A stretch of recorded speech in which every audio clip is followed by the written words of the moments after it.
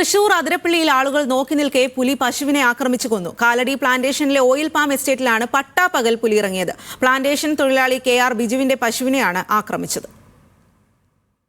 തൃശൂരിൽ നിന്നും Levin K വിജയനാണ് ചേരുന്നത്. ലെവിൻ, വീണ്ടും വന്യജീവി ആക്രമണം ഉണ്ടായിരിക്കുന്നു, വിവരങ്ങൾ.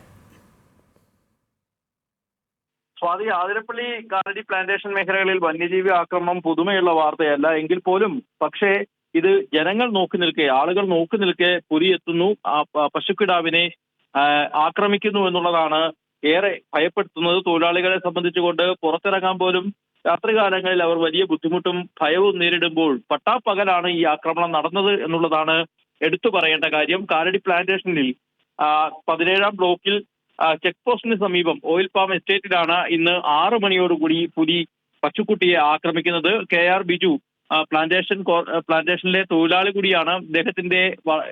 ഇദ്ദേഹം വളർത്തിയ പശുവിനെയാണ് ആക്രമിക്കുന്നത്. ബിജു അടക്കമുള്ള ആളുകൾ നോക്കി നിൽക്കുമ്പോൾ പ്ലാന്റേഷൻ സമീപത്തുള്ള കുറ്റിക്കാട്ടിൽ നിന്നും മറഞ്ഞിരുന്ന പുലി പശുവിനെ പിടികൂടുകയായിരുന്നു. പശുവിനെ ആക്രമിച്ച് ആളുകൾ ബഹളം വെച്ചതോടുകൂടി പുലി ഈ പശുവിനെ വിട്ട് ഓടി രക്ഷപ്പെടുകയും ചെയ്തു. എന്നാൽ ഈ പുലി രക്ഷപ്പെട്ടതിന് ശേഷം മണിക്കൂറുകൾക്കുള്ളിൽ തന്നെ പശുക്കുട്ടി ചത്തുപോവുകയും ചെയ്തു എന്നുള്ളതാണ്. ജനങ്ങളെ സംബന്ധിച്ചുകൊണ്ട് വലിയ ഭീതിയിലാണ് ഈ മേഖലയിലെ ആളുകൾ താമസിക്കുന്നത്. ആനയും പുലിയും അടക്കം നിരന്തരം വന്യജീവി ആക്രമണത്തിന് ഈ പ്രദേശവാസികൾ ഇരയാകുന്നു എന്നുള്ളതാണ് ഏറ്റവും പ്രധാനപ്പെട്ട കാര്യം. വന്യജീവി സംരക്ഷണം അടക്കമുള്ള പ്രശ്നങ്ങൾ ചൂണ്ടിക്കാട്ടി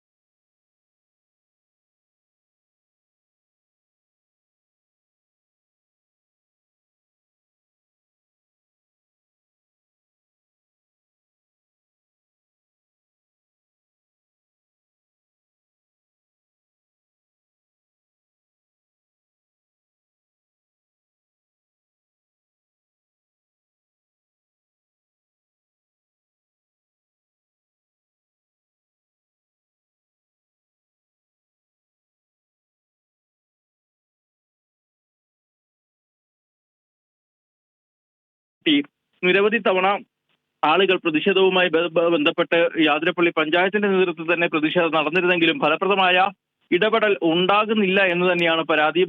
മനുഷ്യ വന്യജീവി സംഘർഷം അതിരൂക്ഷമായി മാറുന്ന മേഖലയായി തൃശ്ശൂരിൽ ആതിരപ്പള്ളിയും സമീപ പ്രദേശങ്ങളും മാറുന്നു എന്നുള്ളതാണ് എടുത്തു പറയേണ്ടതായിട്ടുള്ള മറ്റൊരു ശരി, കാര്യം. ലെവിൻ, തൃശൂർ ആതിരപ്പള്ളിയിലാണ് വീണ്ടും പുലിയുടെ ആക്രമണം. ആളുകൾ നോക്കി നിൽക്കെയാണ് പുലി പശുവിനെ ആക്രമിച്ച് കൊലപ്പെടുത്തിയത്.